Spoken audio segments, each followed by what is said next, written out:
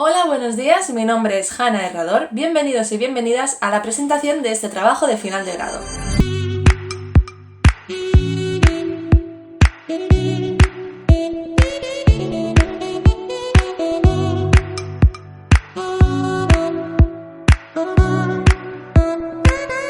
Antes de empezar con la explicación del presente trabajo, me gustaría hacer referencia a una experiencia personal decisiva para la elección del tema. En la adolescencia entré a formar parte de un grupo scout. Allí conocí a gente con distintas realidades, a cada cual más diferente de la mía. Entre muchas otras cosas descubrí lo que era un CRAE, un Centro Residencial de Acción Educativa. Fuera de ese contexto nunca había escuchado hablar de ello, hasta que empecé mis estudios relacionados con la educación. ¿Por qué nadie explica lo que es un CRAE ni la realidad de las personas que viven en ellos? ¿Qué pasa con la escuela inclusiva? ¿Qué características debería tener el material que dé visibilidad a estas situaciones? El personal docente debe apostar por visibilizar, tanto como pueda y como esté en sus manos, la realidad que podría estar viviendo cualquiera de sus alumnos o alumnas. Si no, ¿quién lo hará?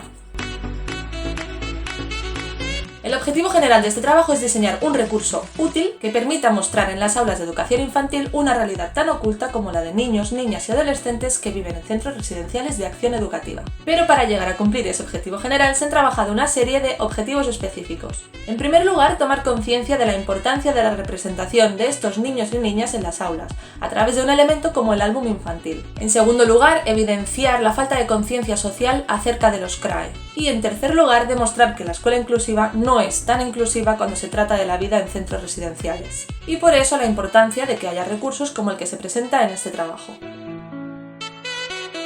En la Grecia del siglo III a.C., la protección a la infancia era un acto solidario. Después de una crisis o cuando los progenitores fallecían, las familias acogían a niños y niñas de otras unidades familiares del mismo estatus como muestra de amistad. Más tarde, los monasterios se responsabilizaron de la infancia abandonada, pero no fue hasta el siglo XIII que en España se empezaron a construir los primeros hospicios, aunque eso sí, con una alta tasa de mortalidad. En la proclamación de la Constitución Española de 1978, por fin se veían reflejados los derechos de la infancia, pero hubo que esperar algunas leyes posteriores para que el amparo de este grupo social fuera real. ¿En qué posición institucional se encuentran los CRAE? En Cataluña, la Generalitat se divide en diferentes departamentos. El Departament de Treball, Afers Socials i Família ofrece servicios a diferentes grupos sociales y vela por su protección. Dentro de este departamento, la Secretaría de Infancia, Adolescencia y Juventud, más concretamente la Dirección General de Atención a la Infancia y la Adolescencia, se encarga de coordinar recursos para niños, niñas y adolescentes que están en situación de vulnerabilidad. Uno de esos centros a los que la DGAIA hace las derivaciones son los CRAE, instituciones para la guarda y educación de niños, niñas y adolescentes como alternativa a la de su familia de origen.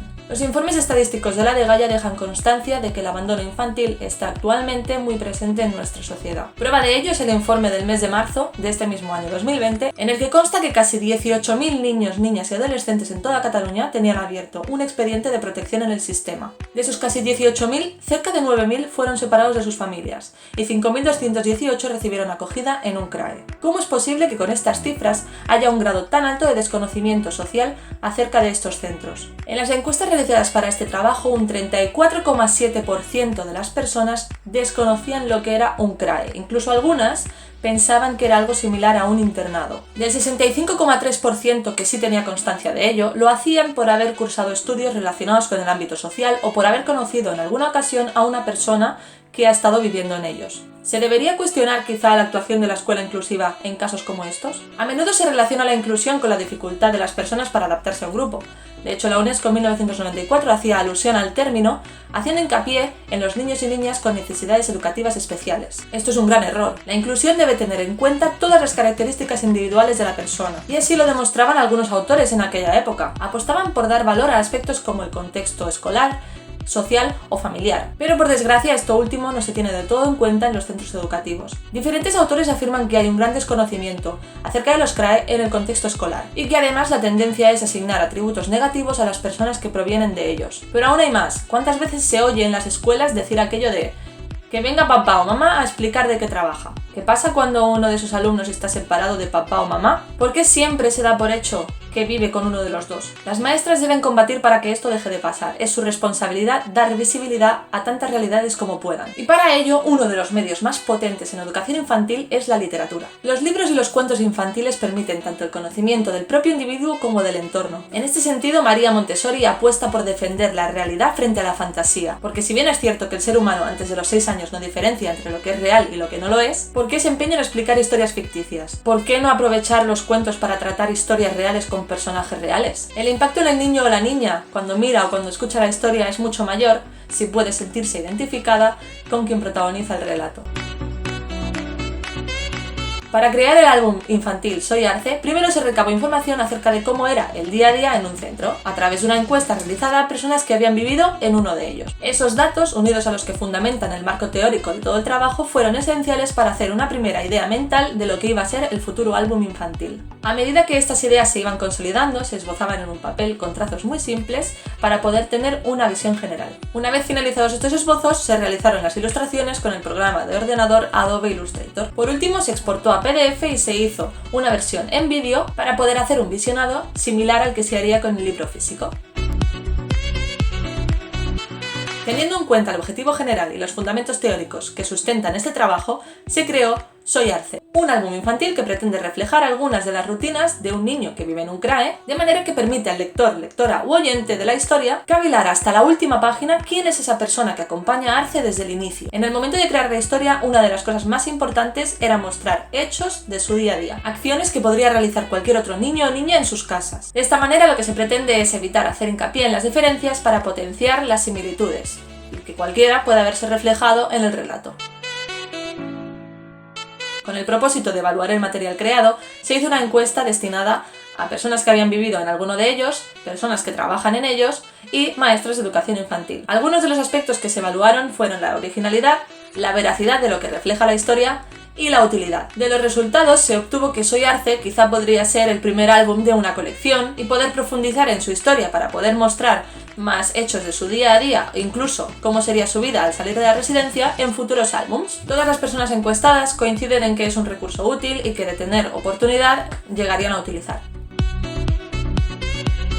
La búsqueda de datos se realizó principalmente a través de Internet, debido a la situación derivada del estado de alarma. En este sentido, el repositorio del CRAI y de la UB ha sido de gran utilidad para encontrar información, así como otras páginas como la de la Generalitat de Catalunya, por ejemplo. También se ha contado con la prestación de algunos libros de una educadora social que actualmente está trabajando en un CRAE.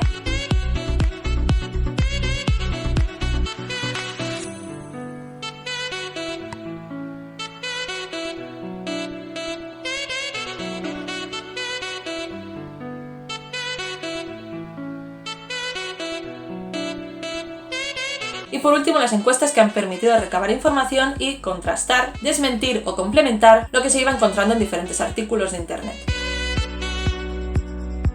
Los resultados de las encuestas han sido de vital importancia para complementar la información hallada en libros, en artículos, en informes y para realizar el material, evidentemente. Se ha demostrado el desconocimiento acerca de los CRAE, la necesidad de que exista material para crear la realidad de la que se habla a lo largo de todo el trabajo, así como de su utilidad. Para poder verlos con más detalle, en la caja de descripción de este vídeo hay un enlace para acceder a ellos.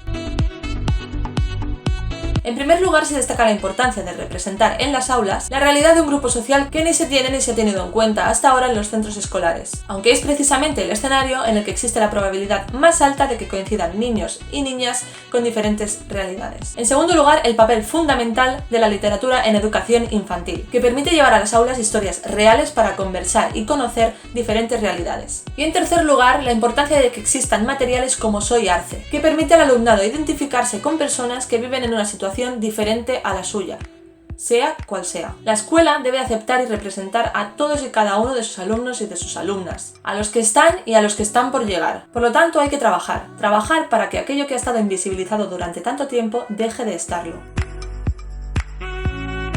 La principal limitación ha sido materializar el álbum ilustrado, ya que la situación derivada del estado de alarma ha imposibilitado poder hacer el formato físico de la creación. Además, el hecho de no poder ir a bibliotecas u otros establecimientos para recabar la información necesaria también ha supuesto una limitación, pero no un impedimento. Gracias a las posibilidades que ofrece Internet, se ha podido desarrollar la investigación y dar respuesta a los objetivos planteados inicialmente.